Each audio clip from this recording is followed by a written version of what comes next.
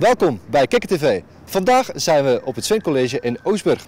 Wij gaan zo langs bij de leerlingen om te vragen naar hun mening over de MTV European Music Awards, oftewel de EMA.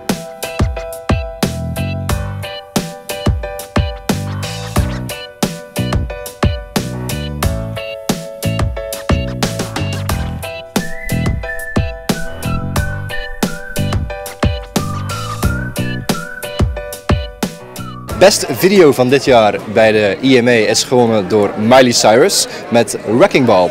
Zijn jullie het daarmee eens, dames? Nee. Nee. Eigenlijk niet. Ik vind het een hele saaie clip. Ja. En ze staat er alleen maar in te huilen, voor de rest doet ze niks. Dus ik Komt vind een het beetje geen goeie clip. boerig over, vind ik. Ja, ga verder. Ja, ze lekt aan hamers en zo, dat is eigenlijk alles wat ze doet. En in ze die zit clip. naakt op een bal. Me burning now, we're ashes on the ground.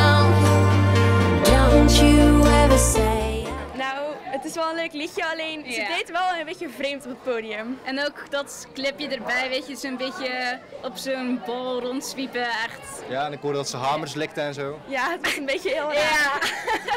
En, Zo, wat is het nut daarvan? Wat is het doel? en ze rook ook een joint op het podium, dus dat was ook wel een beetje heel vreemd. Ja. Best Alternative Performance is dit jaar gewonnen door 30 Seconds to Mars.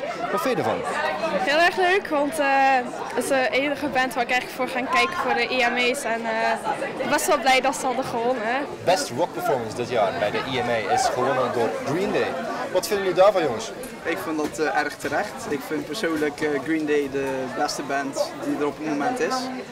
Ook hun achtergrond van vroeger, hun oude punkrock, vind ik erg leuk.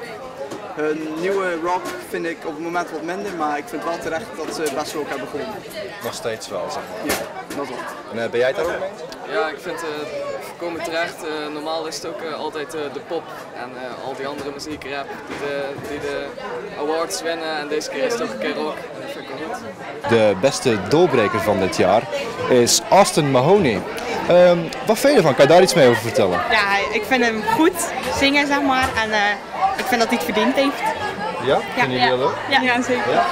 Allemaal mee eens? Ja. Oké.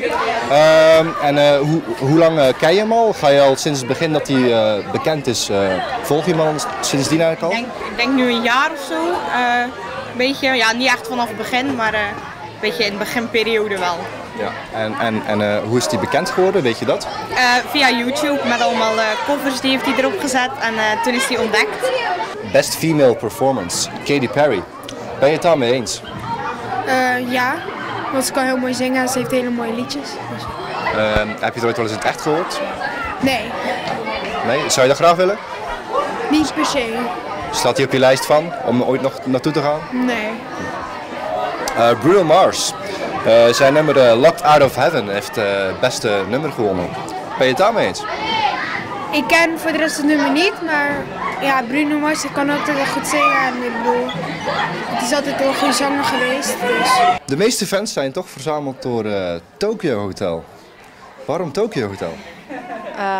Omdat ze super knap zijn misschien. Oké, maar het gaat niet echt om de artiest dan, maar om het uiterlijk. Ze zijn gewoon knappe jongens en daarom scoren ze eigenlijk in deze wereld. Ja, ik vind van wel, want hun muziek valt dan op zich wel weer een beetje tegen volgens mij. Dus ik vind van niet, maar ik vind ze wel super knap. De Best New Performance dit jaar is gewonnen door Macklemore en Ryan Lewis. Wat vinden jullie daarvan? Nou, ik vind het hele leuke zangers zijn. Ze kunnen echt aparte liedjes, dus dat vind ik wel heel leuk. Van die dansliedjes waar je lekker op kan bewegen. Ja, heel leuk. Pop Performance is dit jaar gewonnen door One Direction. Zijn jullie het daarmee eens? Nee, echt niet. Waarom niet? Nee, een beetje gay.